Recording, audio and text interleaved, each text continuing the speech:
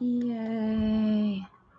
Happy Sunday, you guys. It is I, Becca Lori Hector, here, back with Growing Gratitude. So welcome to Growing Gratitude. If you join me regularly on a Sunday, Growing Gratitude. Oh, hold on a second. It's okay, Fiona. It's okay, baby. Give me 1 second. I don't know what she sees in her reflection. Hold on a second, you guys. Fee, okay. Fine.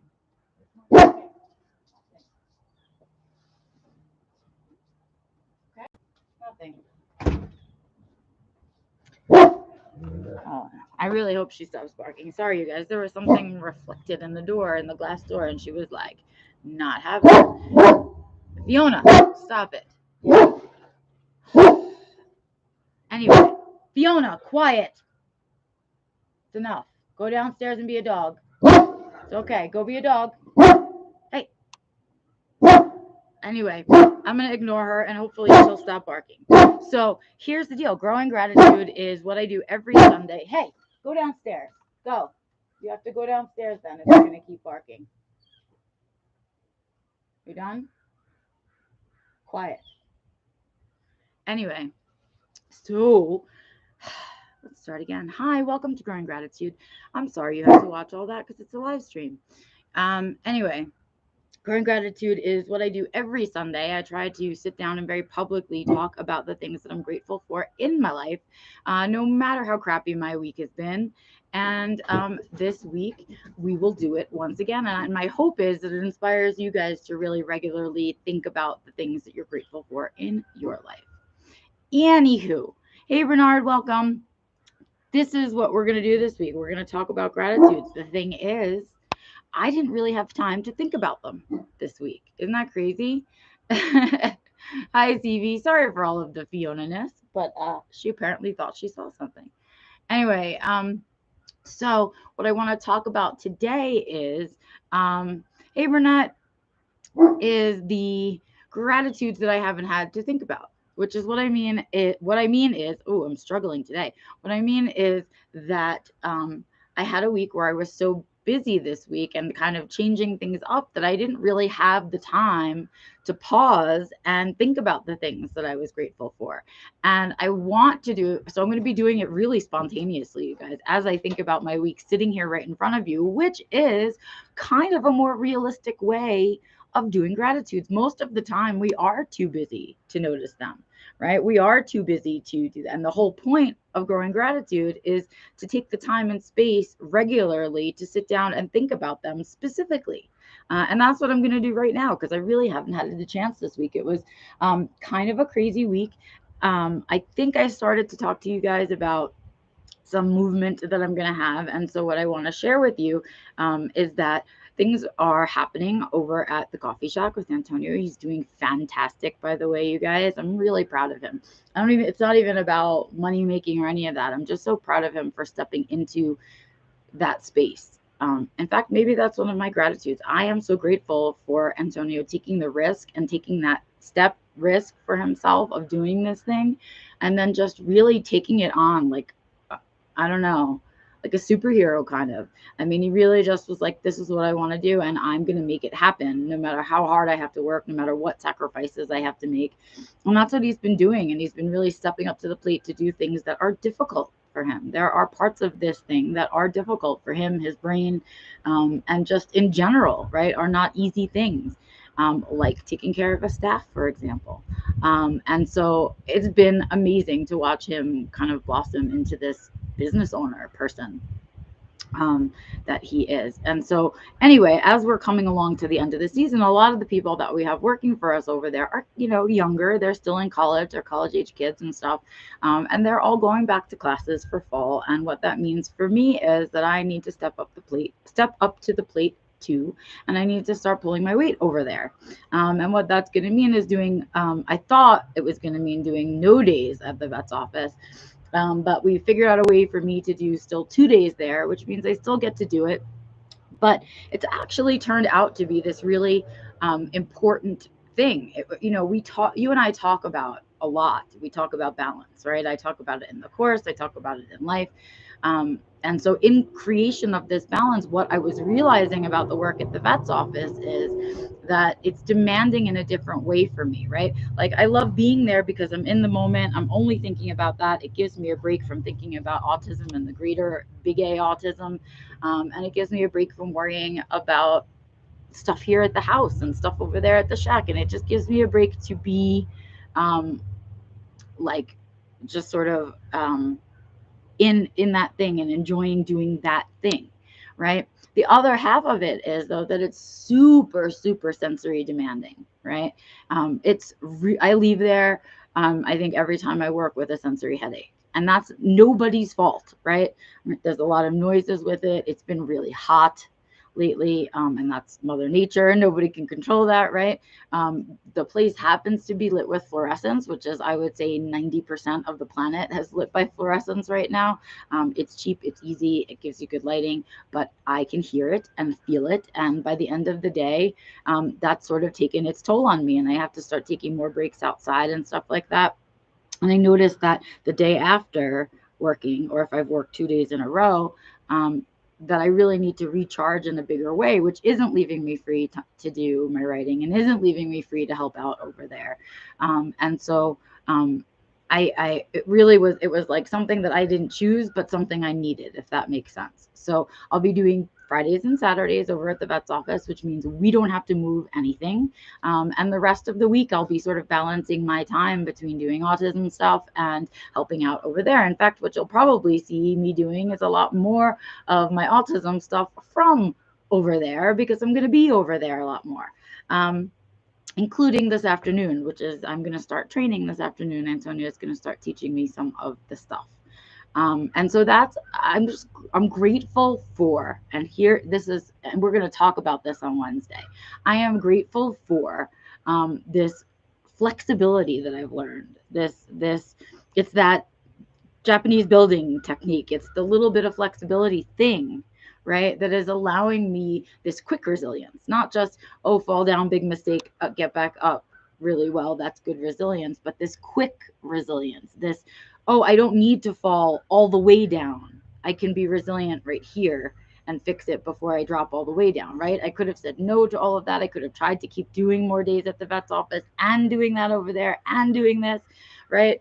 But what a big mistake that would have been. That wouldn't have been a sustainable choice in any which way. And so my response, which I do have control over, right, and my resilience, which are also mine to own, right, are the only things that I have in the situation. And what I decided to do was look at it and respond to it as logically as possible, keeping spoons in mind, keeping fun and flavor in mind, because we're talking a lot about, I haven't really talked about my F words this year a lot, but those are my F words, right? And keeping alignment in mind, right? I don't want to live a life where I'm feeling like desperate for recharge, right? Where I need a vacation. That was not the goal. The goal was a life I don't need a vacation from. And that means for me creating this balance. So that is the attempt going forward. It started this week, right? This week coming up, I have one day that I told someone I'd cover for them. So I'll be doing one extra day at the vet's office, but not really, because I have off Saturday, which is the day I'll usually be working. So blah, blah. That's what I'm going to be doing. More time over there, even though it's not what my heart's purpose is, right? It is an investment in my retirement. It's an investment in my husband. It's an investment in my marriage. It's an investment in our lifestyle, right? And so I will be doing time over there and doing the thing, using my strengths over there, the computer things, the marketing, the graphic design, all of those things over there, right? And then I get to use all of my vet knowledge and my love of animals, and I get to see people that I enjoy spending time with, right? Because I've made friends over there, right? 2 days a week, and that's just enough for me, right? And then this flexibility allows me to stick in the writing that I want to be doing, the writing for myself, the writing for our community, right? It allows me to do the parts of the autism stuff that I love oh so much, like doing the course, like doing these live streams, right? And so I don't have to be, and this is what we're going to talk about on Wednesday, I don't have to be one thing. I don't have to be an advocate. and that's it. I don't have to be Antonio's wife, and that's it. I don't have to work at the coffee shack, and that's it. I don't have to do autism consulting, and that's it. I don't have to do vet teching, and that's it. I don't have to be only one of these things, right? I don't know why in our country we feel like we need to do one job with the majority of our time. Why? You don't have to do it that way. You can not do it that way. You can do a lot of jobs for a little bit of the time, which suits me a lot better, right? It allows me to explore all of these parts of myself, not just one, and put the others on the back burner. And I love it, and I'm enjoying this resilience and flexibility and choice of response. And so I hope you guys are watching and learning, because I am literally doing it in real time with you guys. So I hope that you're getting it. So the gratitude for that, and for having learned this resilience, for having taken control over the things I do have power in, which are my response, which is absolutely my resilience, right? And when I choose to use my skill sets, right? I am grateful for having learned that. I'm also grateful for being able to teach it to other people. I know a lot of people aren't always blessed with the ability to teach well, right? It's something that I needed to be taught a certain way, and so I learned how to teach, if that makes sense. And I like teaching, and that's most of it is the liking teaching. I enjoy teaching, right? I enjoy giving these skill sets to you guys, right? And when we do the things that we're good at and we share the things that we've learned, that's it. That's purpose, right? That's stepping into purpose. It doesn't mean that it has to be the thing that makes you the most amount of money or the thing that you do the most amount of time. But I know that learning this flexibility, learning about my resilience, understanding that my power is in my response, right? All of that stuff is that's a t-shirt. The power is in your response. How am I going to remember that? Write it down while I talk to you. So but that's what it is. And I'm grateful for, I'm going to just send it to Antonio as a message. He's going to be all confused, but if I don't write it down, I'm going to forget it. Your power. Of course, now I can't type.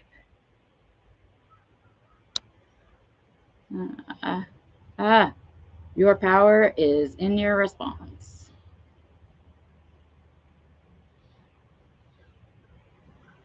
Okay. Anyway, but that's what I mean. Like it's saying when life throws shit into your path, right? I want you to know, like, this shit got thrown into my path. I thought I was doing one thing. I was already feeling like it wasn't quite the right thing. And then the universe said, no, really, doing it all the time isn't the right thing. And it threw it at me, right? And the response to that could have been any number of things, right? I could have responded negatively to that shove. And if I did, right, my response would have been, no, I can't shift this. I've decided to be a vet tech, and that's what I'm going to do, right? And I could have fought that.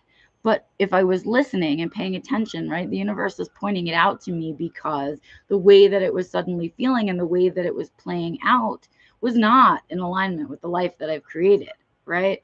And I had to catch that, and catching it early for one of the first times ever in my life was grateful for that too. Gratitude for catching things earlier and learning these lessons and being able to put them into action. And it's like, this is how it happens. This is how I do it, literally, right? So that's another gratitude. So gratitude for Antonio, gratitude for that whole piece of understanding, learning the challenges of transitions, and taking ownership of my response to transitions. That is something I'm forever grateful for. And then I think, you know, there are moments in my life where I pause entirely and take a deep breath and look around and say, holy fuck, I did this. Like, I had a dream, right? I feel like, I'm not going to say it, but I had a dream about a backyard, a giant one, and lots of dogs and lots of cats. And I had a dream about a deck or a porch to sit on. And I had a dream about owning my own home in the mountains and living a mountain life. And I had that dream for many decades. When I was given the skill to achieve them, when I was given these skill sets that I now pass on to you guys, right, that came post-diagnosis, I was able to make this long-standing dream come to fruition. And sometimes I just have to stop in the thick of it, right? And literally stop, stand still and breathe and look around and say, I fucking did this. I did this, right? This all existed. Yes, I didn't create it, but what I did was I said, I want that, and I chased it, right? And I did all the steps all along the way, and I fell a bunch of times, and I had fights with people, and there was blood, and there was tears and sweat and all kinds of things. But I stayed in alignment, and I stayed true to myself, and I stayed true to the goals that I want to live with, and I stayed true to wanting to model this truth to other people. And for that, I'm grateful too. I'm just grateful for these big lessons, these big life lessons. Because when I look around at my life, I go, no, this is it. This is what was in here, and I made it something tangible, and I did it. And if I can fucking do this shit, you guys, you can do whatever it is that you're looking to do. And the whole reason that I do this live stream, and that grateful to you guys for showing up to it regularly, right? The whole reason that I do it is to stay in alignment, is to continue to live this life, and to show you guys that it's doable. It's fully doable. If I can do it, you can do it.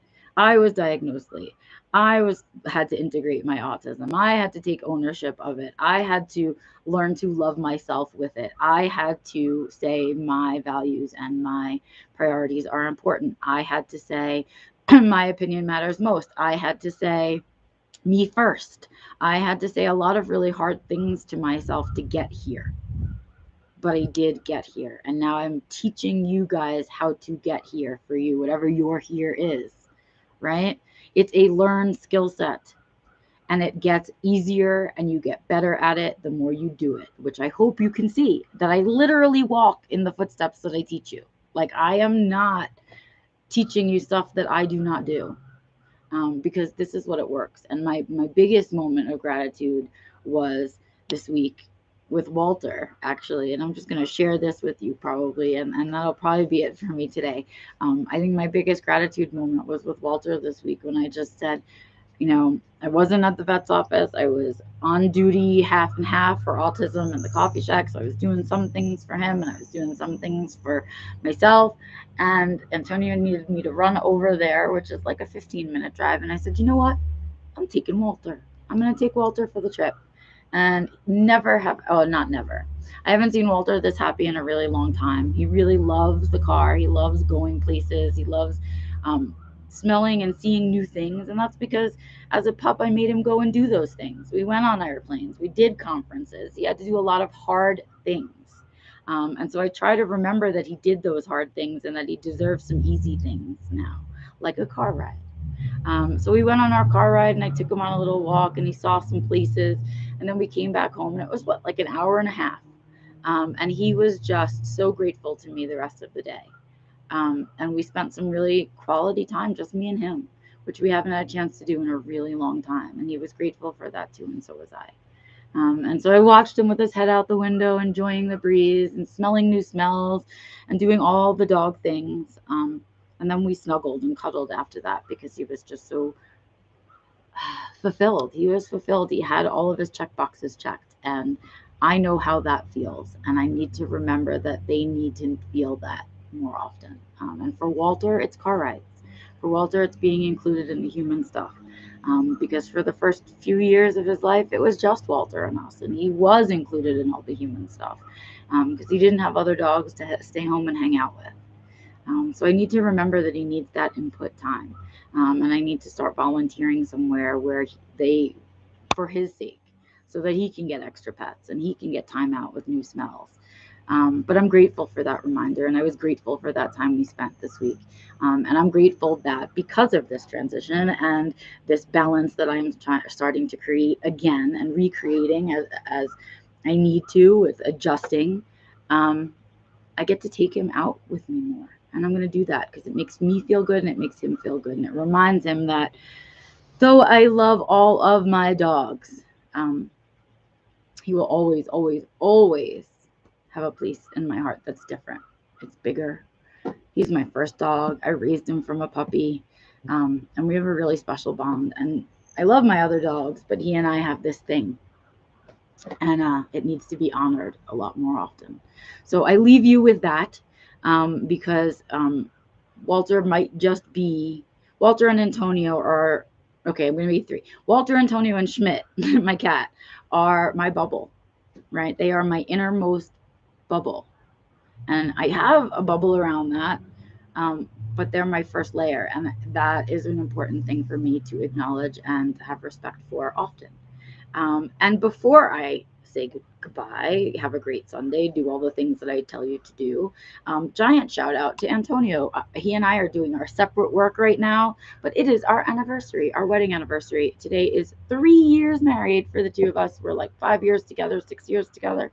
But it's a reminder to you guys that I'm still relatively newly married. I'm still learning these things with him, and I'm still enjoying the early parts of marriage. Though I am 45, that doesn't mean that we are 20 something years into knowing each other. We're not.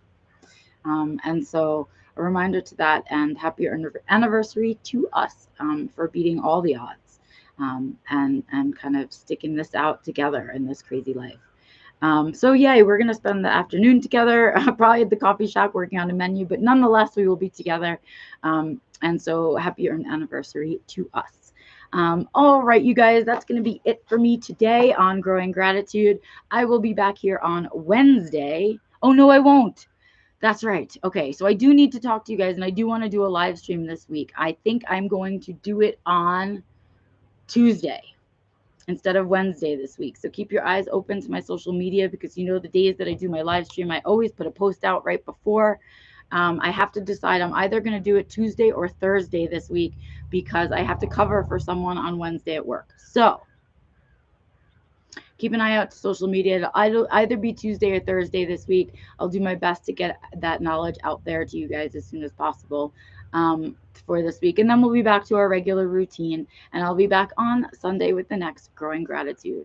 Until then, I tell you guys, today is your day to sit down and at some point, think about the things that you're grateful for in your life, no matter how crappy your week is. And that means making a phone call and telling someone else, tell your roommate, write it down in a journal.